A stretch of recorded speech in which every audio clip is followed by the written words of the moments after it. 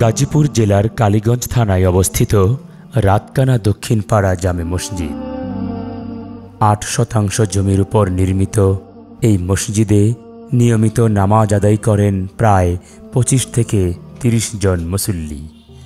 আর শুক্রবার জুমার নামাজে তা বেড়ে দাঁড়ায় ১২০ থেকে ১৩০ জনে। এই মসজিদের আশেপাশে বসবাসরত বেশিরভাগ মানুষই নিম্ন আয়ের হতদরিদ্র।